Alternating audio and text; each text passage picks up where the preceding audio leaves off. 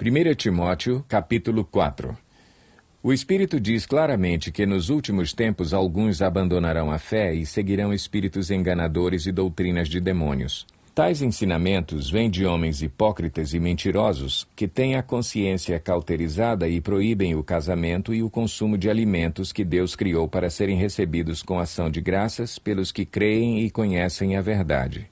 Pois tudo o que Deus criou é bom, e nada deve ser rejeitado se for recebido com ação de graças, pois é santificado pela palavra de Deus e pela oração.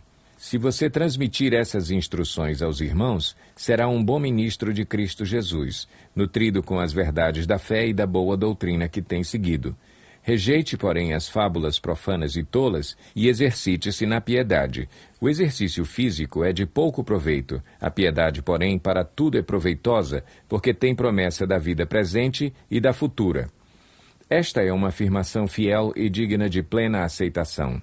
Se trabalhamos e lutamos, é porque temos colocado a nossa esperança no Deus vivo, o Salvador de todos os homens, especialmente dos que creem.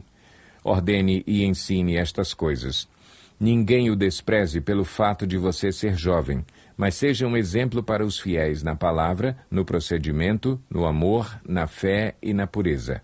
Até a minha chegada, dedique-se à leitura pública da Escritura, à exortação e ao ensino. Não negligencie o dom que lhe foi dado por mensagem profética com imposição de mãos dos presbíteros.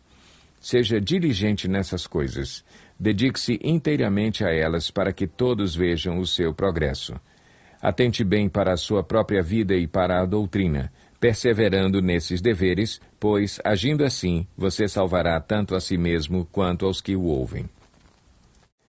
1 Timóteo, capítulo 5.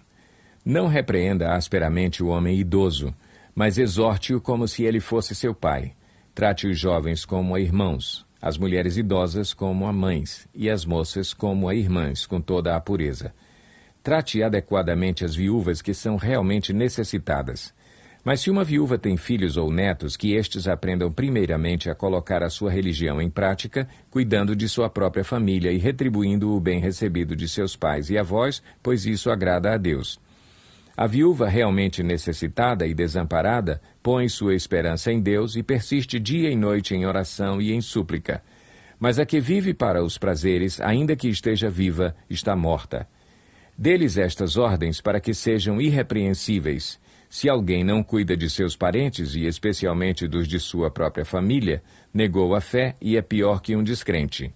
Nenhuma mulher deve ser inscrita na lista de viúvas, a não ser que tenha mais de 60 anos de idade, tenha sido fiel ao seu marido e seja bem conhecida por suas boas obras, tais como criar filhos, ser hospitaleira, lavar os pés dos santos, socorrer os atribulados e dedicar-se a todo tipo de boa obra. Não inclua nessa lista as viúvas mais jovens, pois quando os seus desejos sensuais superam a sua dedicação a Cristo, querem se casar. Assim elas trazem condenação sobre si por haverem rompido seu primeiro compromisso. Além disso, aprendem a ficar ociosas, andando de casa em casa, e não se tornam apenas ociosas, mas também fofoqueiras e indiscretas, falando coisas que não devem. Portanto, aconselho que as viúvas mais jovens se casem, tenham filhos, administrem suas casas e não deem ao inimigo nenhum motivo para a maledicência. Algumas, na verdade, já se desviaram para seguir a Satanás. Se alguma mulher crente tem viúvas em sua família, deve ajudá-las. Não seja a igreja sobrecarregada com elas, a fim de que as viúvas realmente necessitadas sejam auxiliadas. Os presbíteros que lideram bem a igreja são dignos de dupla honra, especialmente aqueles cujo trabalho é a pregação e o ensino, pois a Escritura diz: não amordace o boi enquanto está debulhando o cereal, e o trabalhador merece o seu salário. Não aceite acusação contra um presbítero se não for apoiada por 2 ou 3 testemunhas. Os que pecarem deverão ser repreendidos em público, para que os demais também temam. Eu o exorto solenemente diante de Deus, de Cristo Jesus e dos anjos eleitos, a que procure observar essas instruções sem parcialidade e não faça nada por favoritismo. Não se precipite em impor as mãos sobre ninguém e não participe dos pecados dos outros. Conserve-se puro. Não continue a beber somente água. Tome também um pouco de vinho por causa do seu estômago e das suas frequentes enfermidades. Os pecados de alguns são evidentes, mesmo antes de serem submetidos a julgamento, ao passo que os pecados de outros se manifestam posteriormente. Da mesma forma, as boas obras são evidentes e as que não o são não podem permanecer ocultas. 1 Timóteo, capítulo 6. Todos os que estão sob o jugo da escravidão devem considerar seus senhores como dignos de todo o respeito, para que o nome de Deus e o nosso ensino não sejam blasfemados. Os que têm senhores crentes não devem ter por eles menos respeito, pelo fato de serem irmãos. Ao contrário, devem servi-los ainda melhor, porque os que se beneficiam do seu serviço são fiéis e amados.